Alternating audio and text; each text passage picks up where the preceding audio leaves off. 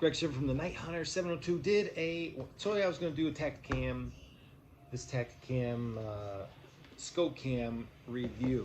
So the unboxing that comes with all these that attach to your scope.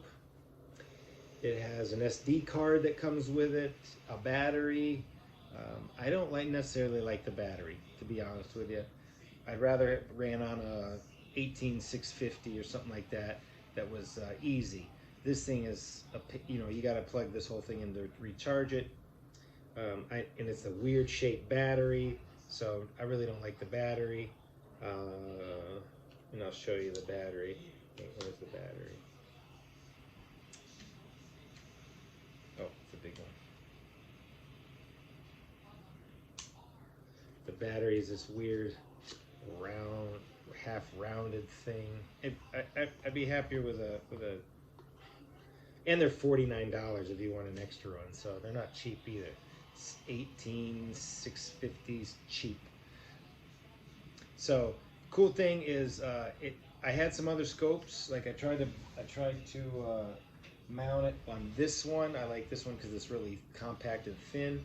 I couldn't find a piece that would fit this, so I didn't do it. I did find a piece that fit my Conus, so put that on the scope, slide this right on top, put it down, and it is on, and it's good.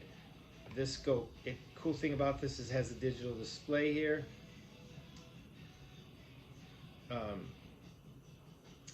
And then, you can see me right there. Digital display right there. You have a menu. In the menu, go to the menu to download. You can download the app to your phone. You can do your settings. There's all sorts, and you can do all this settings right from here. You have video settings, camera settings. So you have all these different things. So in the video settings, you have video size. So you can change the video size from anywhere from 1080 to 60 frames per second to 1080 30 frames per second, 1080 15 frames per second, and then 720 60 frames per second. So you have all these different settings you can do. Oh wait, there's even more. Oh, video size 4K 30 frames per second, 4K 15 frames per second, 2.5K. So I keep it at, I recorded today at the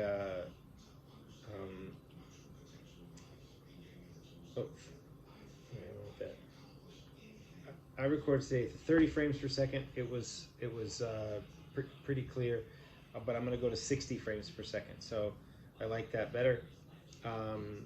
It has twilight mode, a loop time, slow motion. You can shoot slow-mo with this. So, and then time-lapse video. There's a lot of cool settings with this. The photo settings. It's got photos if you want to just take photos from your scope. Cool. You also have other settings. And the other settings is just setting up your SD card. It's the date and time stamp you want to, and the brightness of the screen. So those are all cool. One of the things I will say is when I really zoomed in, it seemed like the target got brighter in the middle and it was just normal on the outside. When I zoomed all the way out, didn't even see that. When you go at about mid zoom, and then you can work a zoom from here too. So once it's zoomed in, you can actually zoom a little bit more or take it out a little bit more. The more you zoom in with the scope, you start to get you don't see like a square picture like you're looking at right now. You see a picture that's out of a circle. So it has enough in the mid-range and the low range of zoom. Then you see the big square. You can still see the targets. The image here is a little grainy. When you watch the videos, they're actually really clear. So if I had to give a rating on this out of 5, meaning 5 being perfect, I would give this a 4.5. I'm gonna play with it. Maybe it'll be a 5, but but I need to find a better mount. I had a tripod, but and it was a small tripod for a big scope, and the wind started blowing, and it was like you were like looking like you were looking through a scope while you're running a jackhammer. So it wasn't the quality was good, but it was shaky because I didn't have a really good mount. So I think I might mount this on I have a another tripod for rifle. I have two of them, and I have a base that I mount.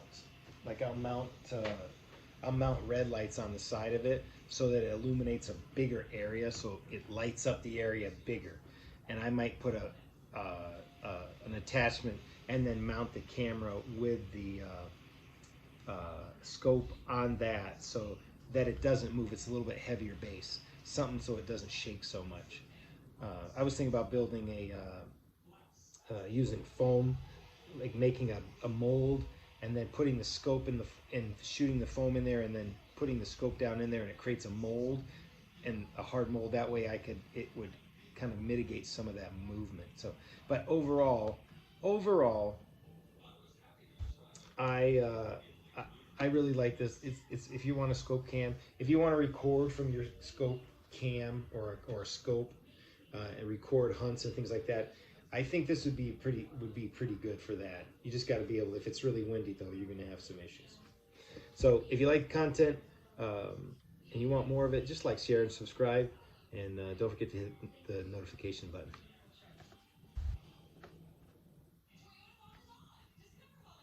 Can I turn this video off?